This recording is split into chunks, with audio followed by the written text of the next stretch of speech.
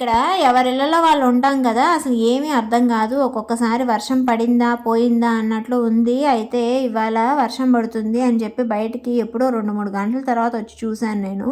సన్న చినుకు పడుతుంది. అదే మా షాప్ దగ్గర అయితే ఆ రేకుల మీద ఢమా ఢమా సౌండ్కి పరిగెత్తుకుంటా వెళ్ళి బట్టలు తీసేదాన్ని అనమాట. అయితే ఇక్కడ ఏమీ లేదు, సైలెంట్గా ఉంది. పక్కన కూడా ఏమి లేవు కదా, జస్ట్ అలా పడుతూ ఉంది. అయితే ఇట్లాంటి క్లైమేట్లో ఒక పని చేయాలనిపిస్తుంది అనమాట. ఏంటంటే ఐస్ క్రీమ్ తినాలనిపిస్తుంది.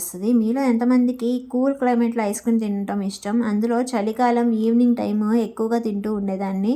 ఇప్పుడు ఐస్ క్రీమ్ పేరు కాదు కదా, ఇంట్లో నుంచి బయట అడుగు పెడితేనే నా కాళ్ళు ఎరక్కొట్టేస్తారు. ఎందుకంటే మొన్నటిదాకా హైదరాబాద్ దెబ్బకి జలుబులు, దగ్గులు, జ్వరాలు బాగా ఎఫెక్ట్ అయి ఉన్నాను. అందుకని చెప్పి ఇంకా అసలు ఇప్పుడు ఏం అడగడానికి లేదనమాట నాకు. కానీ చాలా ఇష్టం తినటం.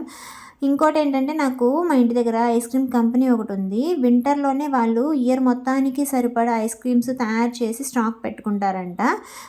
అవి ఫ్రెష్ స్టాక్ ఉంటాయంట వింటర్లో మాత్రమే. మరి సమ్మర్లో అందుకే ఆఫర్స్ పెడతారని ఆమె చెప్పింది. ఎంతవరకు నిజమో నాకు తెలియదండోయ్.